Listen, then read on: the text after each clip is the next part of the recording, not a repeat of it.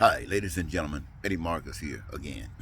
I'd like to talk to you about they captured the tail of the snake, but the head is still free.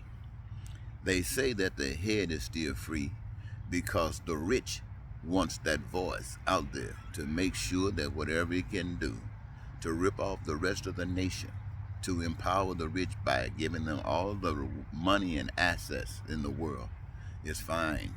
And this evil one can get that group that has been fed since the beginning of time to disregard and hold a dislike for others to believe that someone cares about it while it is being abused to help destroy society. Well, this is what's going on, ladies and gentlemen. This is exactly what's going on, not just in this country, but it's going on all across the globe. And we're wondering if there are people all across the globe that sees this and is doing something about it. Well, we know that there are people all across the globe that sees it. We just got through witnessing it through that investigation of January 6th here in the United States. We had presented before us the facts, but still a certain percentage of the nation wants, and I just described, who wants that voice still out there. That means they got the tail because people are in jail, but the head is still out there running the mouth. I heard somebody this morning say they want him in the policy making agenda that they have for the near future. This the guy who tried to destroy this nation for his own benefit and using the rich, or should I say the rich use he and the rich are using each other to accomplish their ends. See, the rich here and the rich across the globe are rich. They are the same people. It doesn't matter. They're just rich, rich. And whoever they can use. And who is the most important source that they can use? Putin, a guy like the one that's in North Korea, a guy like the one that's in China, a guy like Donald Trump wants to be. These are the guys can cut your head off, cut your head and neck off, and don't even care about it. So the rich can use these people, these kinds of people. And that's why they're trying to destroy democracy. And the reason that they're being successful in democracy is because democracy has failed the people. Democracy is supposed to work for the people.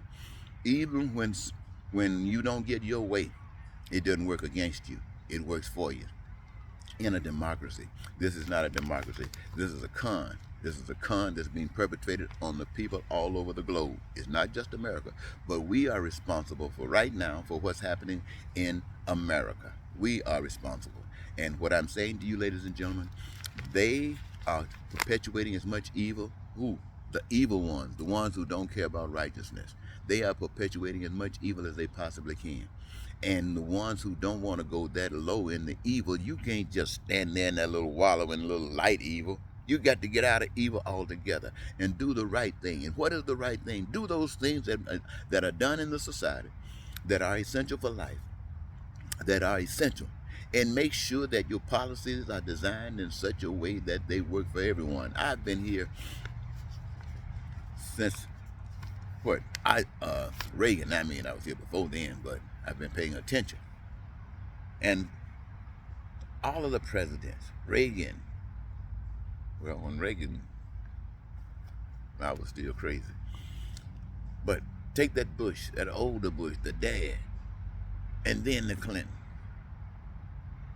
and then the other Bush, and then Obama, and then Trump, and then Biden. We are talking about at least 30 years. 30 years of sitting here in my life have been put in a position that I allowed to be put in so I can witness what's going on in this world. And nothing has changed. Now I don't care who's president. I don't care if it's Republican or Democrat. I don't care if it's black or white. Nothing. That doesn't mean that some things did not change for some people. I put myself in a position so I could tell if anything happened positive for us, and it didn't. Oh, not to measure anything, and we still sitting here talking about this crazy stuff. Nobody's talking about making sure that we have peace and prosperity and freedom and joy in the land, that our dreams come true, that our needs, our wants, and our desires are met, that we never have to worry about food, clothing, shelter, education, healthcare, transportation, and those other things that we have determined are kind of essential. That we wouldn't have to lie, cheat, steal, and kill, and terrorize, and have guns and battle in war just to try to have our way. That's obviously from the pit of hell.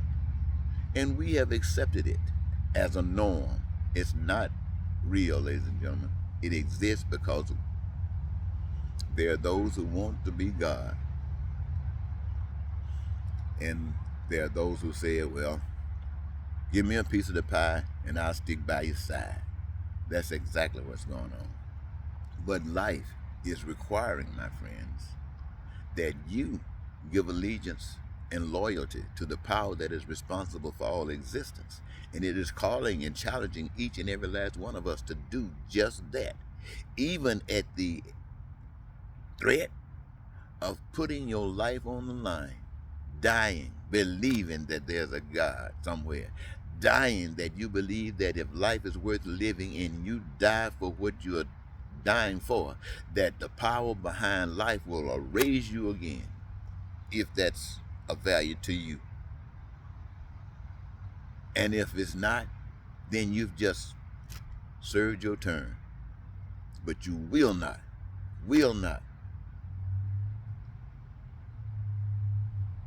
And so, ladies and gentlemen, I don't know if that's going to do any good, but it got me this morning, so I thought I'd share it with you. Thank you very much.